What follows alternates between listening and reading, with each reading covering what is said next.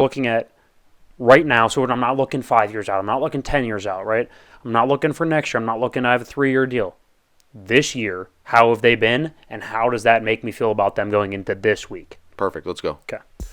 We'll start at 10 and go to 1. If you're new here, that's how we do all of our lists. Number 10, Baker Mayfield. You think it's crazy? Welcome to the list. Baker's got 28 touchdown passes. If Baker, he's got a 96 pass rating, very, very competent. And yes, there's offensive talent on that roster, but it's a little bit overrated. Outside of Mike Evans, Chris Godwin is a low-end 2. At this point in his career, he's been around for a while. Rashad White is not a real number 1 type running back, although he's been playing well as of late. And the offensive line is good, not great. And he has been very competent with them. Again, 96 pass rating or 95.8, something like that. And then, it's really, if Baker wins this week and gets into the playoffs with a second team in the NFC now, so in a second conference, second team gets into the playoffs, he deserves a ton of credit. He has been a very, very competent quarterback this year. He's impressed. And I think this week he has the opportunity to set himself apart even further. I would agree. Yeah, good for Baker. I didn't think I'd ever have Baker Mayfield on top 10. No, I did not think he'd crack the list, especially after he left Cleveland. I was like, oh, well, I mean, after he starts bouncing around all these he was in teams, Carolina, wasn't very then good. Then he went to L.A. He was good for like a game or two. Yeah. And then, no, he's impressed this season. He's earned himself the distinction of a top 10 quarterback by the end of the year. Who would have thought? Yeah, number 9, Jared Goff. And I think there's an argument that Jared Goff should be even higher on this list. He has been fantastic. I mean, he is captaining an offense that is top 5 in almost every stat category that matters, and he's a huge part of that. Upper 90s pass rating, really good touchdown-interception ratio. What Jared's done as he's aged and as he's matured is he's cut down on the dumb throws, right? Whether they've led to turnovers or not, he seems to always go to the right spot with the ball. We can argue completion percentage, this, that, and the other thing. He makes the right read almost every time. That's almost all you can ask for at this point for most NFL quarterbacks. Are you going to the right spot at the right time? Jared almost always does. That's my one argument for Bo Nix in terms of the draft. I don't think he's special talent-wise, but he makes the right decision 98% of the time. Yeah. We can argue throws this, throw that. Is the guy open? Is it a good defensive play? Physical talent, whatever. He's going to the right spot almost all the time, and that's what Jared Goff does for your offense. Yeah, and I mean, that doesn't negate the great throwing that we've seen from him and his abilities this year, too. I mean, I have seen him thread the needle on a lot of throws, especially big situations as of late. Yeah, I would agree. Really good. I'd agree. Number 8, C.J. Stroud. I think he's slightly above Jared Goff because I think he's working with less, and I think he's more physically gifted than Jared Goff. His arm's a little bit bigger, and he can move a little bit better than Jared. Jared doesn't really move a ton. He can roll the pocket with him, but C.J. is a legitimate threat with his legs, and so that's why I would say he's slightly better than Jared Goff right now. And again, he's working with less, especially with no Tank Dell. Hanging 26 on the Titans this past week was impressive. He played well. I think C.J. Stroud, there's a very real argument. He'll enter the top 5 by some point in the next year or two. I think he's that good, especially as a rookie. I think he's only going to get better. I got to say, Offensive Rookie of the Year for sure. Yeah. I've liked him all year. He's impressed me, starting especially with that Steeler game when he manhandled a top 3 to 5 defense at the time in the league. Yeah. So he's been impressive. I feel more comfortable with him starting for my team or my franchise. Like if you're a Texans fan, you're going into this week, you feel good. There's an argument that going for the next, let's say, we'll call it 10 years, he might be the first overall. If you could redo your franchise right now, he might be the first pick. I know Mahomes is great, but he's also 28 now. Yeah. Or 10 years out. He just read a lot. 22 years old. He's younger than Michael Penix. He's 22. Yeah. That's insane. That's insane. It's a lot of runway. Number 7, Matt Stafford. There's an argument, and I would honestly subscribe to that argument. He's got the best arm in the league. I'm not talking the strongest arm. I'm not talking he's the most accurate. He's the best combination of all of that. He's a power thrower that has great touch. All the arm angles are spectacular. Doesn't get a ton of credit because he doesn't move as well as Mahomes. But I think he's a better off-platform in terms of arm angle thrower than Patrick Mahomes. I think he's one of the best pure throwers of the football that I've ever seen in my life. I think he's up there with Dan Marino, Jay Cutler. I know Cutler didn't have a great career, but just purely throwing the football. He is in the top 5 in league history. I think he's fantastic. He's playing unbelievable quarterback this year. I know Puka Nacua is great. You think he'd be that good with an average quarterback? I don't. I think he's great because Matt Stafford's great. Yeah. The ball, 1, always goes to the right spot. 2, it's with pinpoint accuracy. 3, I mean, I have never seen a throw look so effortless from an NFL quarterback. Effortless. I mean, it just glides. It's a 65-yard dot. Yeah. if he's the captain of the team and running the show over I there, feel good about it. no complaints. Yeah, number 6, Kyler Murray, because I think I get the same effortless deep ball, very good touch, not quite the power arm of Stafford, but you get more special. I get more special. I get more off script, and I think at this point it is now week 18. He only started playing in week 11 or 12. He's a little bit fresher, right? So he can run a little bit more, make a little bit more off schedule plays, and we know that is the direction of the league. I don't love that he's small, but it's okay. I'm talking one game scenario, right? We're talking week 18 and the body of work of this season. I think Kyler Murray has played really well since coming back. I mean, he balled out in Philly this past week, and I know they don't have a great defense, but Kyler played really well, and he's not doing it with a ton of talent around him, so he deserves a ton of credit. Yeah, I like it, and he proved me wrong. I was not a believer when he came back into the season.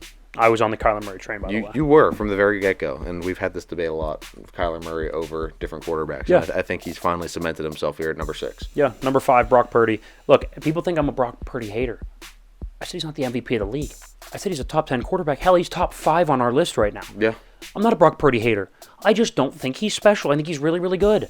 He's really good. He's super productive in that system. I like Brock Purdy in that system a lot. I would take him over, obviously, everybody below him, and I think Kyler Murray's even better, as a talent than him. I think C.J. Stroud's better as a talent. Right now, I take Brock Purdy. That's how highly I think of him. I think he's really productive. Again, that talk about a guy that's going to the right spot all the time. Brock makes really, really good decisions. Baltimore game aside, right? And he does have some special abilities. He had scramble this past week and then scrambles out to his right, throws across his body to Brandon Ayuk. That was a really, really nice play. Brock can play really good football. It's just you worry when the wheels start to fall off, he gets bad quick. Mahomes can have a 3-interception game. Fourth quarter comes around, need a drive from him, done, no problem. Brock, I don't think is that type of guy. That's fair. Yeah, saying somebody isn't the league MVP is not hating on them. It's not hating on them. It's not saying that you think that they're a bad player, because obviously we think very highly of Brock Purdy, and he deserves to be at this 5 spot. I mean, look what he's done with the Niners this year. Yeah. You can't just walk in off the street and command an offense like he does. I couldn't agree more. It's insane. He's very good. Couldn't agree more. But he's not better than the 4 guys that are above him. Yeah, and let's go ahead and get into those 4 guys. Number 4, Patrick Mahomes. I know he's had a down year. Ask yourself, for real, if your favorite team faced him in the first round of the playoffs, how would you feel? Uncomfortable. Yeah, I mean, I'd piss down my leg. For your team against him in the playoffs, first of all, going into the game, you're worried about it. Fourth quarter rolls around, 1 drive, Chiefs absolutely need it. How do you feel? Not good. Not good. Patrick Mahomes is one of the best quarterbacks on the planet still. Think about how many drops. I know it's not that bad. If you look at the overall numbers, it's usually the timeliness of the drops that's been more of a factor. But there has to be this sentiment that they're going to just figure it out when the time comes. And I think that is about upon us. I'll take Mahomes over almost anybody in the league. There's an argument I'd take him over anybody on this list, but right now, I think he's 4. I agree. And the fact that he's 4 is a credit. It's impressive on his down year that he's 4. That's insane. Yeah. Number 3, Josh Allen.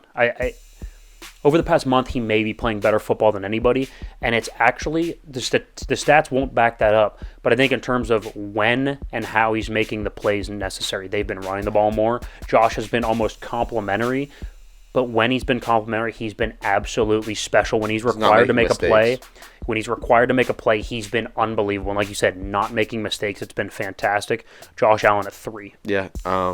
Look, guys, some of these you just have to watch the games. Yep. I don't know what to tell you if you're not watching.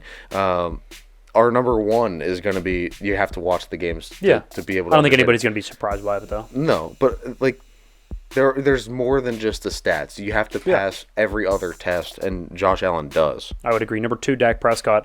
I think there is an argument he has been very good, and especially a lot of people don't think about this, but the off-the-field stuff and the leadership stuff I think is really, really important. When things tend to go south a little bit for Dallas, Dak reins him in a little bit. Think about how many drives he's had late in the fourth quarter. They may not be game-winning drives. Think about how many drives he has late in the fourth quarter where you absolutely have to have points, and he gets points for you, right? That Miami game, drove down the field, gets points for his team. It's not his fault his defense was a sieve, and then Miami went down to kick the field goal, right? He has been really, really clutch. He's been really good, especially at home, which I think is important because they're going to host a playoff game or 2. So Dak at 2. Yeah, I agree. Let's not forget he still is getting MVP votes. Oh, wait, he will he'll probably finish second or third in MVP, especially because he got the star on the side of his helmet. That'll help. I don't think that's the reason. I think that'll just help boost him a little bit. Yeah, but like you said with the off-the-field stuff, when you're a part of the biggest brand in the league, you have to be able to be a great leader, so and almost a CEO. Yeah, I saw a post. It was like Jason Kelsey walking into the game in like sweatpants and slides, and Dak walking in like a full suit. And I don't have a problem with Jason Kelsey walking in like that. He's my center. I don't care what he wears. Yeah. To be the Dallas Cowboys franchise quarterback and show up in a suit just says a lot. Does it not? Like, I feel like that's exactly what I want from Dak. That's exactly what I get from Dak. Buttoned up and ready to go. Yeah. You know? All right, number 1, Lamar Jackson. I mean, again, watch the games. He is the most impactful player. The amount of ways he can impact a game, he can throw 11 times and complete 4 of them, and it can be dominant. I mean, he's that good. He is, the way he impacts the game, running the ball, leadership, even if he hands the ball off, it doesn't matter. He's so impactful. Lamar Jackson, number 1, and there's an argument he's the most physically gifted quarterback, especially running the football. Yeah, like we said, watch the game. Like, if you're not watching, I can't help you. You're missing greatness. I don't know about this. I don't care about the stats. I think he is significantly better than he was when he won his MVP, his first MVP. Yeah, I do. The team's better. I think he's a better thrower. I think he's a more efficient runner. He doesn't run as much. When he does, he just glides. It's effortless. He stays healthier. I think Lamar's number 1. Let's run back through them. Baker Mayfield at 10, Jared Goff at 9, C.J. Stroud at 8, Matt Stafford and Kyler Murray at 7 and 6, respectively. Brock Purdy cracks the top 5.